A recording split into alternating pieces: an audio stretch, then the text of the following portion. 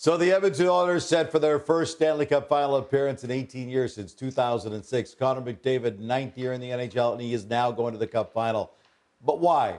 Why were they able to turn things around this year? To discuss that, let's bring in Ryan Rishaug. And Ryan, listen, over and over and over again, we've talked about the fact that the Edmonton Oilers overcame a 10-point gap of missing the playoff spot that only for the second time in NHL history, a team's been able to do that and then make the playoffs. Now, not only they made the playoffs, they're in the Stanley Cup Final. We all keep saying, since Chris Noblock took over, this is a vastly different team. Yeah.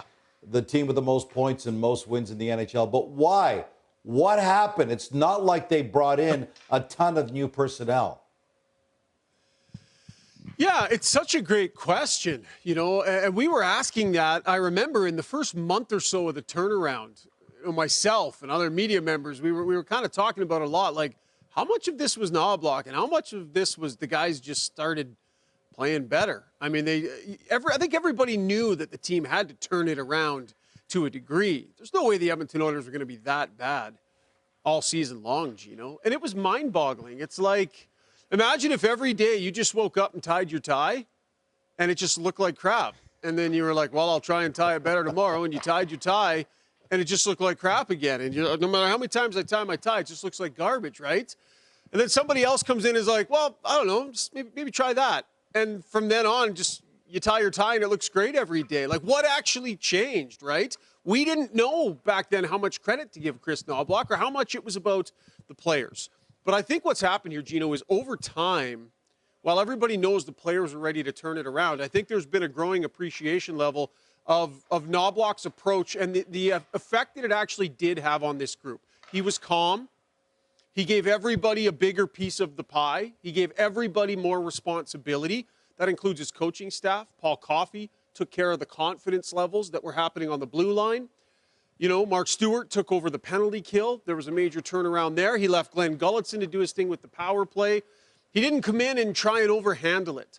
So I think a lot of it was his demeanor. A lot of it was his trust in his staff. And I think the bulk of it, Gino, the biggest thing was I think he displayed trust in all of his players and let everybody be part of the solution.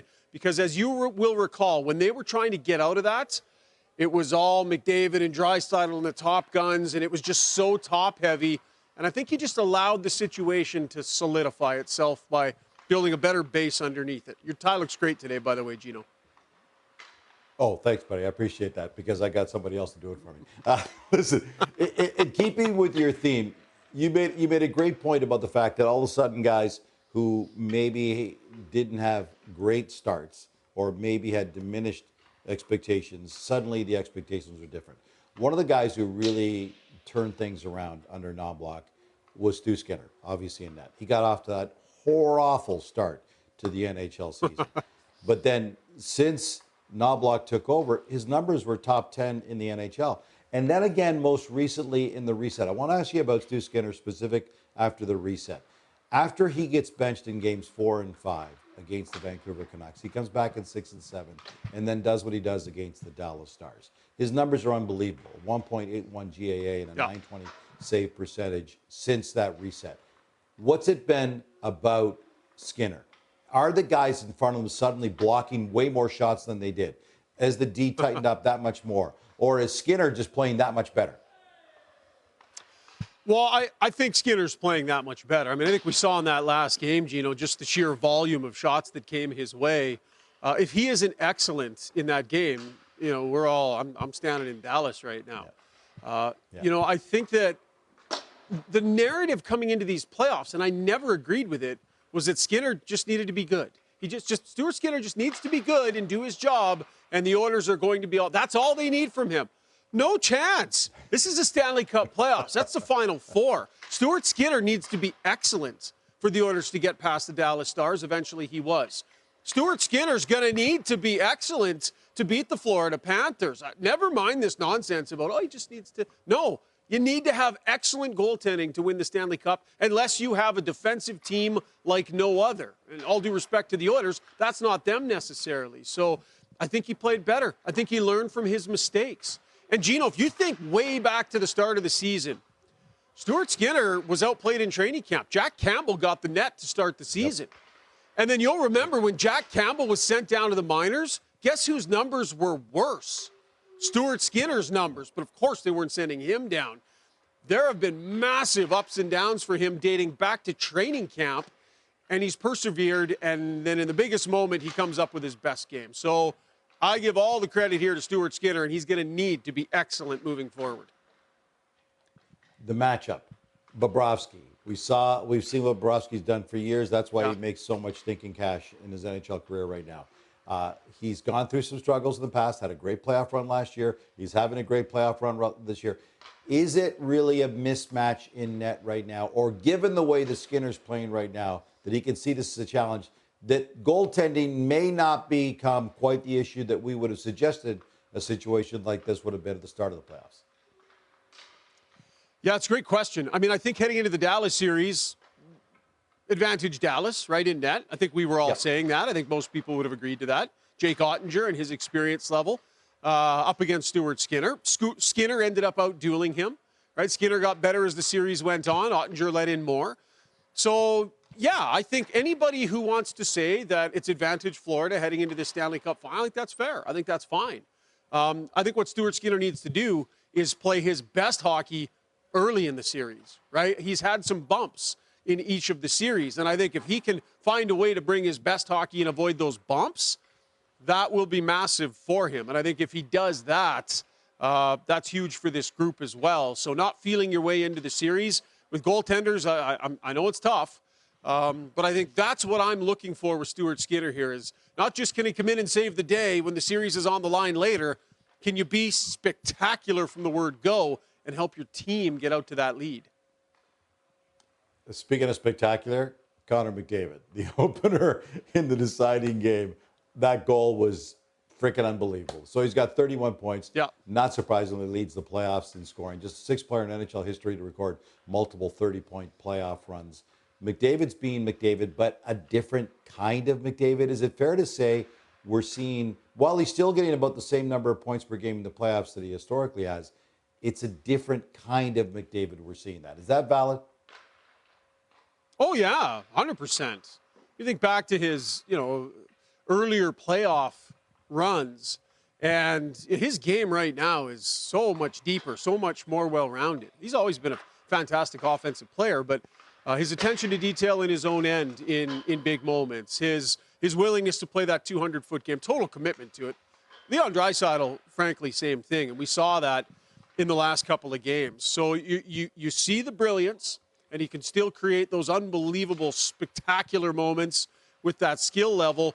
But I think the quality that lies shift to shift in between those big moments, I think it's at a different level than it was before. There's more overall quality shift to shift, Gino, and then you sprinkle in a little bit of magic like we saw, and I think that's what we're seeing right now. But again, I don't think when you're into the Final Four or into a Cup Final, I don't think it's about one guy being able to dominate. Like the Florida Panthers, Aaron Ekblad and Gustav Forsling have something to say about the other team's best players. You look at their numbers, shutting down the big guys through these playoffs, it's really something.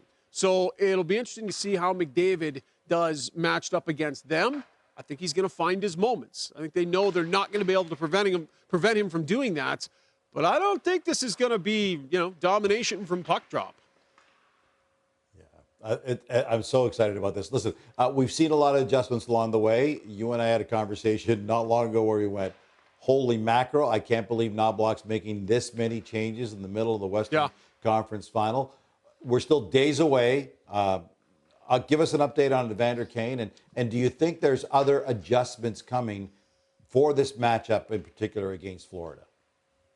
Okay, well, Evander Kane's going to play game one. But I'll ask you this question, Gino. I get to ask you one here. Do you think that the lineup that beat the Dallas Stars is the right lineup to launch in game one against the Florida Panthers? When you think about how different their style of play is, do you think they should look at some different options in their lineup because the styles are significantly different, right? You don't want to change a winning lineup, but if there's a better formula against Florida, don't you kind of have to do it? No, because here's what I would say. What I would say is what the Oilers are doing well is playing great defense, getting the offense when they absolutely need to do it, playing amazing discipline, and when the other team shows lack of discipline, the Oilers pounce. So this is one of those situations. You asked for my opinion, I'm going to give it to you. This is one of those situations where I think the Oilers set the tone because everybody who's getting trounced so far by Florida has allowed the Panthers to set the tone, and then they try to adjust. I say no. Bring the best the Oilers have to offer and let Florida try to adjust. And when they can't adjust and they get frustrated, they take penalties, they go to the box, the Oilers score, and the Oilers win the Stanley Cup. That's my take. I like it.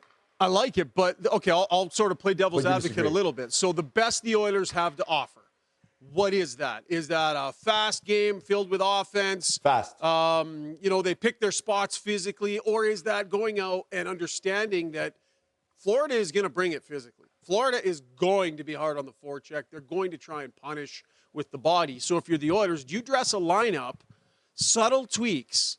Do you dress a lineup that is better suited to play that game and that could maybe even dictate that game a little bit? So I'll give you an example, right? I mean, they were dominated in that last game at even strength, Gino. It's not like it was like, wow, what a great formula at even strength. They were dominated. So what about Dylan Holloway and Evander Kane back up on that second line with Leon Draisaitl? That's a robust, fast, tough line to play against, right? Remember before, it was Corey Perry and Ryan McLeod. I don't think that works against the Florida Panthers. Vinny Desharnais versus Philip Broberg. Desharnais is bigger, right? A little bit more robust. Broberg is more mobile. Decision to be made there. I think they should stay with Broberg. I would look at Sam Carrick coming in, more robust, can handle the physical play. So it's not the same lineup they finished with, but some tweaks, understanding the way this matchup is going to look. Well, Ryan, they got a few days to consider. I'm assuming Noblock's going to look at this video and consider what both of us have to offer up and then make a decision between those things. Ryan, this is a lot of fun, buddy. We got a few more days of this before puck drops in Game 1 of the Stanley Cup Final. Super excited about it and hearing all more information that you got to give us. Thanks, Jogger.